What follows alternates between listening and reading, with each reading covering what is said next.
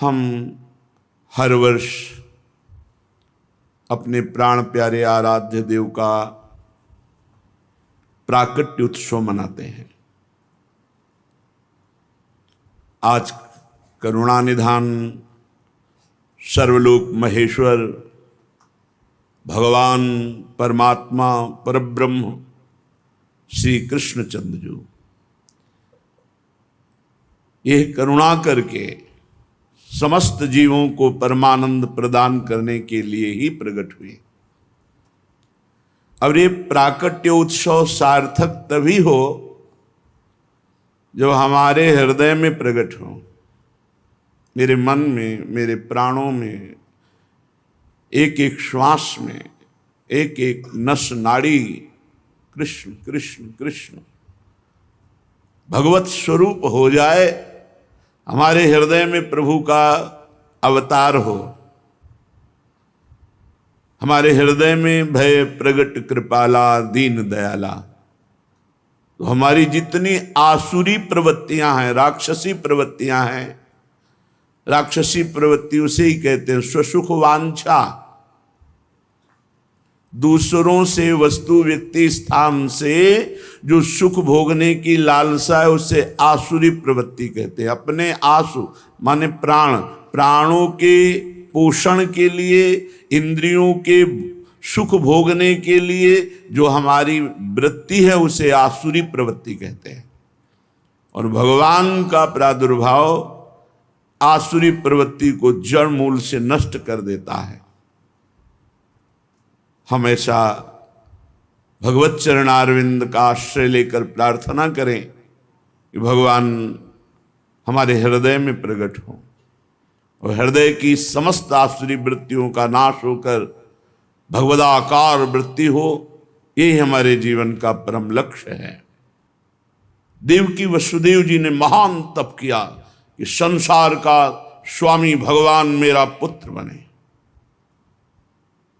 नंद यशोदा जी ये सब महान तप संपन्न, इनको सुख प्रदान करने के लिए भगवान प्रकट हुए। ये दुराचारियों का विनाश तो बहुत साधारण सी बात है। श्री सुखदेव जी कहते हैं कि ये उस समय की बात है जब लाखों राक्षसों ने, असुरों ने, दैत्यों ने राजाओं का रूप धारण करके पृथ्वी में आतंक मचा रखा था। अहंकार से भरे हुए, बल से भरे हुए पृथ्वी को आक्रांत कर रखा था। आक्रांत पृथ्वी त्राण पाने के लिए रो रही थी। ये उस समय की बात है जब यदुवंशी राजा शूरसेन माथुर मंडल, सूरसेन मंडल का मथुरापुरी में रह करके शासन करते थे। ये मथुरा समस्त यदुवंशी नरपतियों की राजधानी थी। मथुरा में सदैव भगवान की उपस्थिति पाई गई है। मथुरा में सूर्य के पुत्र वसुदेव जी का विवाह देवकी जी के साथ हुआ। ये उस समय की बात है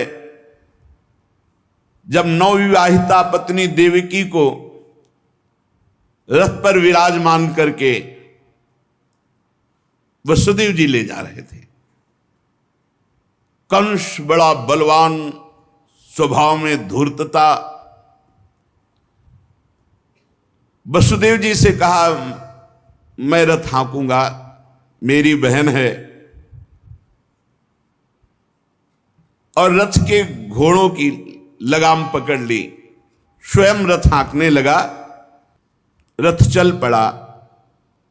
जिस समय घोड़ों की लगाम पकड़कर कंस रथ हाँक रहा था उसी समय स्पष्ट आकाशवाणी हुई, अरे मूर्ख,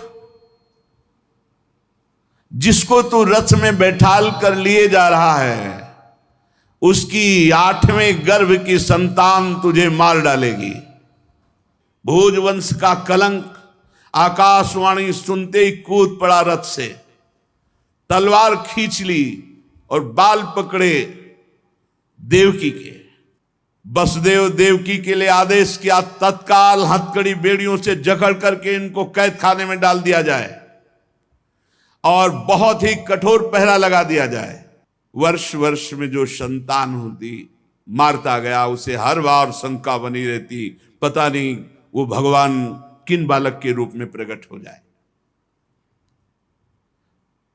परीक्षित, पृथ्वी में बात प्रायः देखी जाती है कि अपने प्राणों का ही पोषण करने वाले जो लोभी लोग होते हैं, वो चाहे राजा हो चाहे कोई भी हो, वो अपने स्वार्थ की पूर्ति के लिए माता पिता भाई बंधु किसी की भी हत्या कर सकते हैं। माता की, पिता की, भाई की, बंधु की, मित्रों की, इष्ट की, किसी की भी। ऐसे स्वार्थी पुरुषों से कभी मित्रता नहीं रखनी चाहिए, इन्हें हानि ही होती है। जब कंस ने एक एक करके देवकी जी के 6 बालक मार डाले, तब देवकी के 7वें गर्भ में भगवान के अंश स्वरूप अनंत महिमा अनंत बलशाली भगवान शेष जी पधारे देवकी जी के गर्भ में। अनंत भगवान जब 7वें गर्भ के रूप में देवकी के उदर में पधारे, बड़ा आनंद। पर देवकी जी को लगा कि कंस इसे भी मार डालेगा, इसलिए वो रुदन करने लगी। विश्वात्मा भगवान ने देखा कि माता को बहुत दुख है और यदुवंशियों को कंस सताए ही जा रहा है, तो अपनी योग माया का स्मरण किया और योग माया को आदेश किया, देवी कल्याणी, तुम ब्रज में जाओ, वह प्रदेश ग्वालों और गौओं से सुशोभित है। वहां नंद बाबा के गोकुल में वसुदेव जी की पत्नी रोहिणी गुप्त रूप से निवास कर रही। उनकी और भी पत्नियां कंस के डर से गुप्त स्थानों में रह रही। इस समय मेरा महान अंश, जिसे अनंत शेष जी कहते हैं, देवकी के उदर में गर्भ रूप से विराजमान है। तुम जाओ वहां से उस गर्भ को रोहिणी के उदर में रखो। मैं स्वयं आ रहा हूं, अब विलंब से आने जा रहा। अब मैं समस्त ज्ञान बल आदि अंशों के साथ देवकी का पुत्र बनूंगा और नंद बाबा की पत्नी यशोदा के गर्भ से तुम प्रकट हो। योग माया को आदेश किया। जब योग माया ने देवकी का गर्भ ले जाकर रोहिणी के उदर में रख दिया, तब समस्त द्वारपाल और सब जगह खबर पहुंच गई, गर्भ नष्ट हो गया देवकी। किसी को आंतरिक पता तो है नहीं। नगरवासी बहुत कि बेचारी के 6 तो मार डाले गए और 7वां गर्भ नष्ट हो गया। हाय, कितना कष्ट देवकी को है। देवकी जी भगवान का निवास स्थान बन गई। परीक्षित, अब समस्त शुभ गुणों से युक्त बहुत सुहावना समय आया। रोहिणी नक्षत्र था। आकाश के सभी नक्षत्र, ग्रह और तारे सौम्य हो रहे थे। अब तो काले काले मेघ आकर मंडराने लगे और धीरे धीरे गर्जना करते हैं। भारी वर्षा प्रारंभ। जन्म मृत्यु के चक्र से छुड़ाने वाले जनार्दन भगवान का अवतार समय निशीत रात के 12 बजे। उसी समय सबके हृदय में विराजमान भगवान देवरूपिणी देवकी के सामने प्रकट हुए। श्री भगवान ने कहा, देवी, स्वयंभू मनवंतर में जब तुम्हारा पहला जन्म हुआ था, उस समय तुम्हारा नाम था प्रश्नी और ये वसुदेव श्रुतपा नाम के प्रजापति थे। तुम दोनों के हृदय में बड़े ही शुद्ध भाव थे। जब ब्रह्मा जी ने तुम दोनों को संतान उत्पन्न करने की आज्ञा दी, तब तुम लोगों ने इंद्रियों का दमन करके उत्कृष्ट तपस्या की। तुम दोनों ने वर्षा, वायु, घाम, शीत, उष्ण आदि काल के विभिन्न गुणों को सहन किया और प्राणायाम के द्वारा अपने मन के मल को धो डाला। तुम दोनों ने सूखे पत्ते खाकर फिर हवा पीकर केवल तपस्या की। अभीष्ट वर प्राप्त करने की इच्छा से मेरी आराधना की। कितना कठिन तप। मुझ में चित्त लगाकर ऐसा परम दुष्कर घोर तप करते हुए देवताओं के 12,000 वर्ष व्यतीत हो गए। पुण्यमयी देवी उस समय में तुम दोनों पर प्रसन्न हुआ, क्योंकि तुम दोनों तपस्या श्रद्धा प्रेममयी भक्ति से अपने हृदय में नित्य निरंतर मेरी भावना की थी। जैसा मैं आज तुम्हारे सामने प्रकट हुआ हूं ऐसा उस समय भी प्रकट हुआ था, और तुमसे कहा वरदान मांगो। तब तुम दोनों ने कहा आप जैसा पुत्र मुझे चाहिए। तो मेरे जैसा तो सिर्फ मैं ही हूं, तो मेरे जैसा पुत्र, तो मैंने ये वरदान दिया कि मैं ही स्वयं तुम्हारा पुत्र बनकर आऊं। ये छोटी मोटी तपस्या का फल नहीं है, आप देख लीजिए। अगर आप जीवन भर रामकृष्ण हरि भगवान नाम जपते हुए भगवत प्राप्त हो जाते तो कितना सरल है, कितना सरल है। इसीलिए धन्य है ये कलयुग जो कम समय में भगवत प्राप्ति, केवल भगवान नाम जप और थोड़ा सा केवल पापाचरण से अपने को बचा लो तो भगवत प्राप्ति हो जाएगी। हे माता जी, मैंने देखा कि संसार में शील स्वभाव उदारता अन्य गुणों में मेरे जैसा कोई नहीं, इसलिए मैं ही तुम्हारा पुत्र हुआ हूं। मैं ही प्रश्न गर्भ से, वामन रूप से, और इस समय तुम देवकी वसुदेव हुए तो वासुदेव के रूप से। एक बार मैं वचन बोलता हूं उसे 3 बार पूरा करता हूं, यह भगवान का नियम। मेरी वाणी त्रिकाल सत्य है। एक बार तुमने मांगा पुत्र तो प्रश्नी गर्भ, वामन रूप, और इस समय वासुदेव रूप, कश्यप आदित्य के रूप में वामन रूप। और मैंने ये रूप इसलिए प्रकट किया कि जब मैं अवतार लेकर मनुष्य शरीर में लीला करूंगा तो मुझे पहचान पाना बहुत कठिन है। इसलिए तुम लोग ध्यान रखना मैं कौन हूं। ये खास बात, एक खास बात ध्यान देने योग्य बात है। भगवान कह रहे हैं कि तुम दोनों मेरे प्रति पुत्र भाव और निरंतर ब्रह्म भाव रखना। युवाम माम पुत्र भावेन ब्रह्म भावेन चासकृत चिंतयंतो कृत स्नेहो या से थे मदगतिम पराम, तब तुम मेरे परम पद को प्राप्त होगी। चिंतनीय कौन है गोपाल जी, कौन है लाल जी? कह रहे तुम मेरे प्रति पुत्र भाव और निरंतर ब्रह्म भाव, इस प्रकार के चिंतन द्वारा तुम मेरे पद को, मेरे प्रिया प्रीतम है कौन? देखो हित सजनी जो नहीं कह रहे, जैसे हित हरिवंश करत अपनो जस प्रगट अखिल ब्रह्मांडन, अखिल ब्रह्मांड के अधिपति हैं। पर ब्रह्म परमात्मा तत्व की उपासना हो रही। हमारा भाव है कि वो हमारे यार हैं, हमारे मित्र हैं, हमारे पति हैं, हमारे पुत्र हैं, हमारे स्वामी हैं, जो भाव रख सके, लेकिन है कौन? इसीलिए शांत भाव है। शांत भाव में पूर्ण तत्व ज्ञान हो जाता है। भगवान इतना कहकर चुप हो गए और अपनी योग माया से देखते देखते एक छोटे शिशु के रूप में नीलमणि वसुदेव जी ने देखा कि भगवान तो बाल रूप हो गया। अब तो और डर लगा, कहीं कंस को पता चल गया और तलवार लिए हुए आवे, कुछ अमंगल करे। बहुत घबरा गए और भगवान ने कहा कि मुझे गोकुल पहुंचाओ, नंद बाबा के यहां सुधा मैया के पार्श्व में सुला के आओ। मुझे तुम्हें डर लग रहा है, मैं मारूंगा इसे, पर अभी मुझे पहुंचाओ वहां। भगवान की आज्ञा का पालन करने के लिए जो ही चेष्टा की, ध्यान दीजिए, भगवान की आज्ञा का पालन करने के लिए जो ही चेष्टा की तो अपने आप हथकड़ी बेड़ियां कट गई। माया की हथकड़ी बेड़ियां कट जाएंगी जो ही भगवान की आज्ञा का पालन कर। और बड़े बड़े दरवाजे, कोई एक दो नहीं थे, कई दरवाजे थे कंस के कारागार के। फटाफट सब ताले टूट गए, दरवाजे खुल गए। अद्भुत चमत्कार। और जितने पहरेदार घोर राक्षसी स्वभाव के, जिंदा खा जाएं ऐसे पहरेदार थे, सब मूर्छित घोर निद्रा में। अब हथकड़ी बेड़ी कट गई, लाला को लेकर के चले उस समय घोर बादल छाए हुए, अंधेरा, कुछ दिखाई नहीं दे रहा। कितना कष्ट में जीवन भक्त। अब सोचो, अभी अभी तो प्रकट हुए हैं और अभी अभी त्याग करने जा रहे हैं, अभी अभी त्याग करने।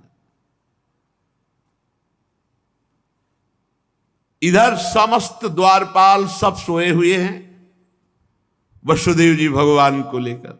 वर्षा हो रही, पीछे पीछे गुप्त रूप से शेष भगवान फण धारण किए, मेरे प्रभु को बूंदे ना लगे। जब वो लीला कर रहे, वसुदेव जी को पता नहीं कि पीछे शेष भगवान फण धारण किए। वो तो बस चिंतन में चले जा रहे हैं, कैसे वहां जाएंगे, कोई जान ना जाए कोई। और वहां पहले ही योग माया ने पूरी व्यवस्था करी, पूरा का पूरा परिकर सब बेहोश है नींद में, किसी को सुध नहीं है। केवल यशोदा मैया को प्रारंभ में इतना था, कुछ हुआ और बेहोश हो गए। क्या हुआ ये निर्णय नहीं हुआ। पूर्ववासियों की समस्त इंद्रिय वृत्तियों की चेतना हर ली, सब अचेत हो गए। इतनी मोटी जंजीरें लगी हुई थी, ताले लगे हुए थे, जेल के साथ टूट गए। भगवान श्री कृष्ण को गोद में लिए हुए जैसे जैसे आगे बढ़ते, सब दरवाजे अपने आप खुलते चले थे और पहरेदार सब सो रहे।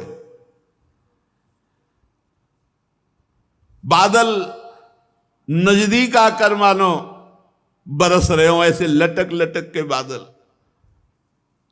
शेष भगवान अपने फणों से जल को रोकते हुए 1000 फण धारे पीछे पीछे चल रहे। यमुना जी ने देखा कि प्रभु पधार रहे, तो पहला चरणामृत तो हमारे अधिकार बनता है। अरे जिनके चरणों का ध्यान बड़े बड़े महापुरुष शिव आदि करते हैं, आज वही प्रभु मेरे पास आ रहे हैं। आनंद में भर गई यमुना जी और उफान। यमुना जी ने जब उफान आनंद का लिया तो वसुदेव जी के प्राण बहुत घबरा रहे हैं कि अब क्या करें, लौट सकते नहीं, कोई नौका आदि है नहीं। चलो प्रभु ने आज्ञा करी है तो वही देखेंगे। अब मेरे प्राण चाहे चले जाएं, मेरे लाला को कुछ ऐसे। यमुना जी उफान कर रहे कि चरण छू ले, और वसुदेव जी उल्टा सोच रहे कि यमुना जी बढ़ रही तो लाला को बचाए। देखो ये समर्पण है, मेरे प्राण भले चले जाए, बस आज्ञा का पालन, प्रभु को पहुंचाना है और सुरक्षित पहुंचाना है। यमुना जी ऐसे थपेड़ जोर जोर से बढ़ रही। भगवान ने कहा बाबा तो और ऊपर उठाते चले जा रहे, तो यमुना जी और बढ़ती चली जाएंगी। एक श्री चरण बड़ा, ये वसुदेव जी को पता ली, जो ही यमुना जी को श्री चरण प्रभु के स्पर्श हुए तो तुरंत नाभिभर हो गई और ऐसे एकदम शांत। वसुदेव जी बाबा के नगर में गोकुल में गए तो डर रहे थे कि कोई देख न ले, लेकिन वहां कोई देखने वाला ही था, सब सोए हुए थे। उन्होंने अपने पुत्र को, अब वो ऐसे देख रहे थे, और जहां सुलाया तो वहां भी पुत्र था, पार्श्व में योग माया और वही पुत्र। भगवान के इस अवतार में 2 अवतार हुए। एक हुआ चतुर्भुज नारायण भगवान का अवतार जो वसुदेव देवकी के सामने, और एक हुआ पीछे आपने सुना है नंद बाबा और यशोदा मैया बहुत ऐश्वर्य समृद्धि सब रिद्धियां सिद्धियां अठखेलियां कर रहे। ब्रज तो यहां रिद्धियां सिद्धियां अठखेलियां कर रही, कौन पूछता है। अवस्था डल गई थी नंद बाबा की, चौथापन था, और ब्रजवासी बाबा की इस दशा को देख के सह नहीं पा रहे थे। बाबा खिन्न रहते थे। उपनंद आदि वृद्ध गोपों ने परामर्श करके पुत्रेष्टि यज्ञ का आयोजन किया। सबने यज्ञ पुरुष गोपराज नंद को पुत्र प्रदान करने की प्रार्थना की भगवान से। पुत्रेष्टि यज्ञ हुआ।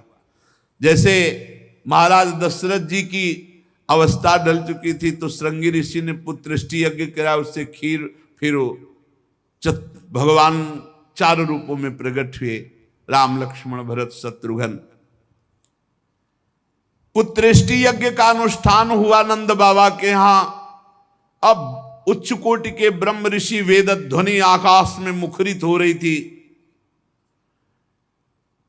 गोपराज श्री नंद बाबा अंतापुर में यशोदा मैया के पास बैठे हुए कहा, यशोदा रानी, इस बार पूरे ब्रजवासियों का आशीर्वाद हो, सब ब्रह्म ऋषि हैं। कई बार हो चुकी, इसका मतलब पुत्र के लिए कई बार उपाय किए जा चुके थे। इस बार फलस्वरूप में मेरे पुत्र होगा। मन में बड़ी कामना है, मेरा विश्वास है ये जो यज्ञ हो रही, चूंकि ब्रजवासियों का आशीर्वाद है और ब्रह्म ऋषि जन बड़े महिमाशाली हैं, पर मेरे मन में एक उदासी छा जाती कि कर्म से ऐसा पुत्र नहीं होगा जैसा मैंने एक स्वप्न देखा है। ये कर्म जनित तो नहीं हो सकता। यज्ञादि कर्मों के सभी फल चंचल हैं और मैंने जो पुत्र देखा है वो अचल है, अविनाशी है। बड़ी आशा, पर लगता है मेरी दुराशा है क्या? वो कर्म फल से तो नहीं प्राप्त हो सकता जैसे मैंने देखा है। मैंने एक स्वप्न देखा जो आज तक तुमसे नहीं बताया, यशोदा रानी से कहा। भगवान नारायण भी उतने सुंदर नहीं जैसा वो बालक सुंदर मुझे स्वप्न में दिखाई दिया। मुझे ऐसा लगता है कि त्रिभुवन में कोई है नहीं सुंदर। एक बार जिसके हृदय में वो प्रकट हुआ उसको कोई आकर्षित कर सके ऐसा त्रिभुवन में नहीं। ब्रजराज की बात सुनकर यशोदा रानी ने कहा, सच्ची तुमने स्वप्न में देखा है? बोले हाँ। बोले मैंने तो बताया नहीं, मैंने भी स्वप्न में देखा है। क्या? बोले मैं नित्य सहधर्मिणी हूं, तुम्हारी सुख दुख की नित्य संगिनी हूं, मैं तुमसे क्या छिपाऊं। जैसे बालक की बात कर रहे हो ना, हमने तो इसलिए नहीं बताया कि आप कहोगे कि तुम्हारा पागलपन है। बिल्कुल वैसे ही मैंने देखा है।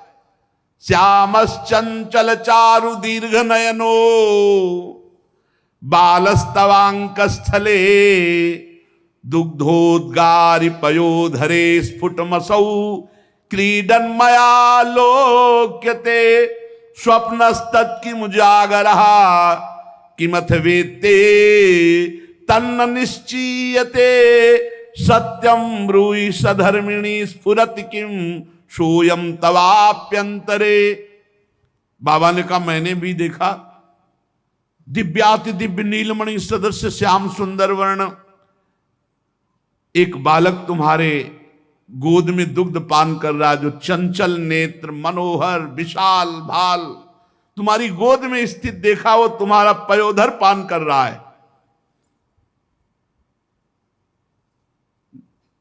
कैसे बताऊं, अब तो मेरी ये दशा है कि सोता हूं या जागता हूं मुझे कुछ पता नहीं चलता। हर समय बालक लगता है मेरी गोद में चढ़ रहा है, मेरी दाढ़ी खींच रहा है। कभी मैं देखता हूं तुम्हारी गोद में दुग्ध पान कर रहा है। यशोदा मैया आनंद विवल होके कहने लगी, ब्रजराज ऐसा ही, ऐसा मैंने भी देखा है, ऐसा ही देखा है। वो तुम्हारे तोंद पर चढ़े खेल रहा, मैंने देखा है ऐसा। सत्य सत्य सत्य कहती हूं, मैंने देखा मैंने कि उसे स्तन पान करा रही हूं, पर संकोचवश नहीं बताया कहां वो दिव्य बालक और कहां मैं। ब्रजराज नंद ने कहा मैंने असंभव समझकर ये बात तुमसे छुपाई थी। यशोदा मैया ने कहा मैंने भी, कि तुम हमारा पागलपन समझोगे। लेकिन ऐसा अगर दोनों के स्वप्न में आया तो जरूर भगवान हमारे स्वप्न को पूरा करेंगे। नारायण जिनकी हम आराधना करते हैं, नारायण सेवानिष्ठ नंद बाबा और यशोदा मैया दोनों तन मन वचन से भगवान श्री हरि की शरण में होकर के द्वादशी दिन यथाविधि व्रत करने का नियम लिया।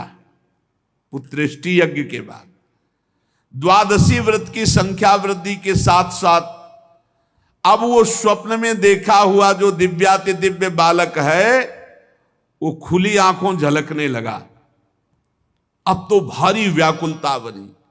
व्रतानुष्ठान सर्वांग पूर्ण संपन्न हुआ तो एक दिन देखा कि स्वप्न में भगवान श्री हरि आए और मधुर वाणी में बोले, अहो मयि अभिषक्तौ भक्तौ कथम निर्विद्य खिद्ये थे योषावतसी कुसुम सुषुमः सुकुमारः कुमारः सस्त्रदेवान् भवतोर्भवतोः कुमारतया स्फुरति सातु सदा भवतो रेवानुगतः प्रतिकल्पम स्वभक्ति प्रवर्तनाय दिविमत प्रवर्तित द्रोण धरा रूपांश कलावतो तद्भूरि भाग्यम इत्यादि रीत्या ब्रह्मादलभ्य साक्षात् तत्फल साक्षात्काराय स्वयमेव पृथिव्याम भवतोर्भवतोरेव भवम लभत एव अचिरादेव रुचिरा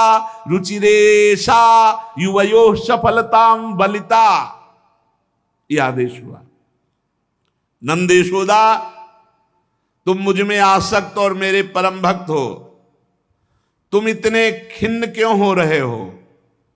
अतसी कुसुम के सदस्य श्याम सुंदर सुकुमार कुमार जो तुम्हारे स्वप्न में जागृत में अनुभूति का विषय बना हुआ है वो मैं हूं। निकुंज विलासी श्री ठाकुर जी ने कहा, जगत में वात्सल्य प्रेम का प्रचार करने के लिए मेरी प्रेरणा से द्रोण और धरा के रूप में तुम स्वर्ग से आविर्भूत हुए हो। कल्पों तपस्या की है मेरी प्राप्ति के लिए, जो ब्रह्मादि के लिए अलभ्य है। सौभाग्य है कि वो तुम्हें प्राप्त हो रहा है। उसी फल का आस्वादन करने के लिए अब तुम तैयार हो जाओ, चिंता मत करो। गोपराज मैं प्रकट होने वाला हूं।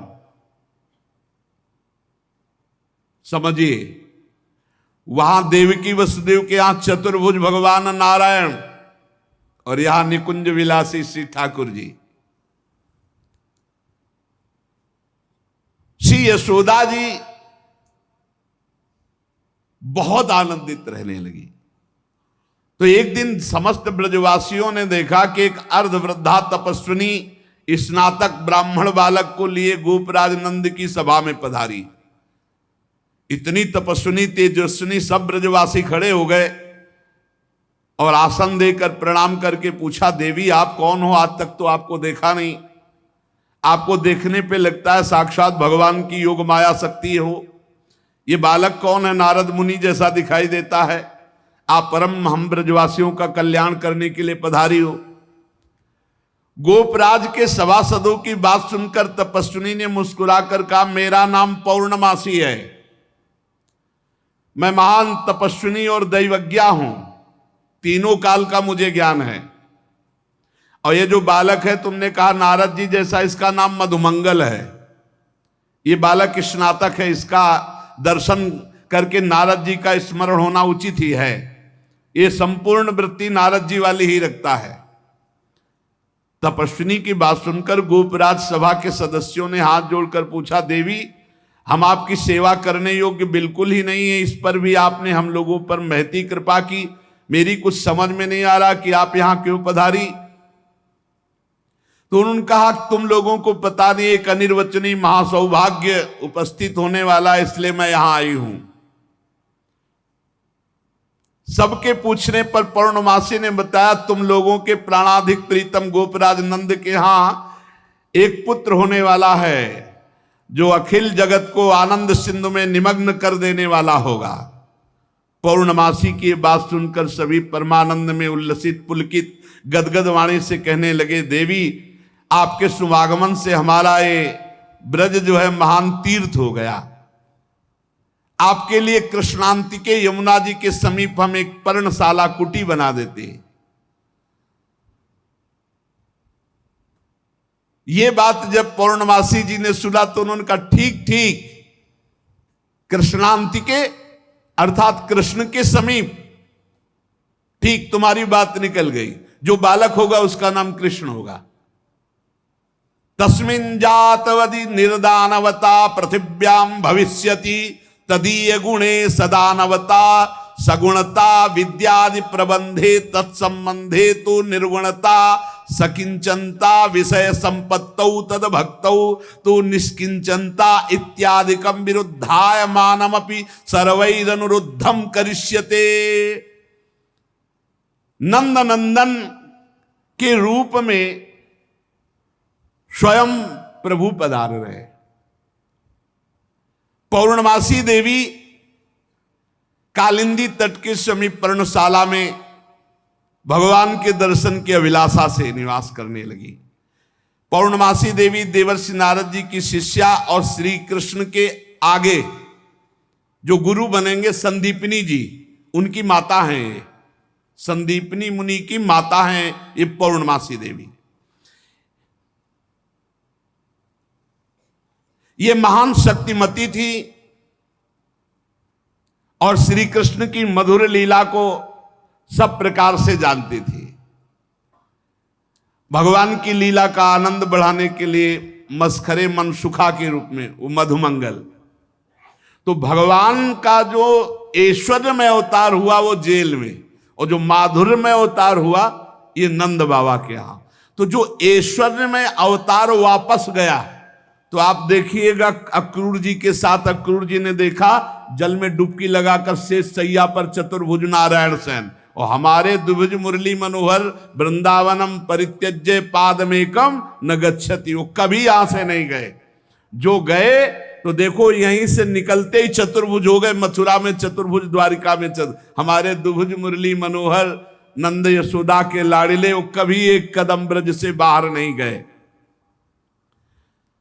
तो वहां योग माया के द्वारा नंद बाबा को यह पता ही नहीं चला कि हमने लाला में लाला का समर्पण किया, और पार्श्व में देखा, कन्या उठाया और आ गए।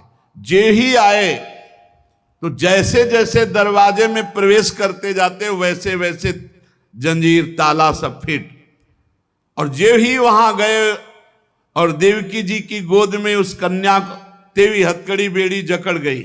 योग माया के आते ही दरवाजे बंद, हथकड़ी बेड़ी जकड़ गई और पहरेदार जग गए, और कन्या जोर जोर से रोने लगी। जो साक्षात भगवती है, पहरे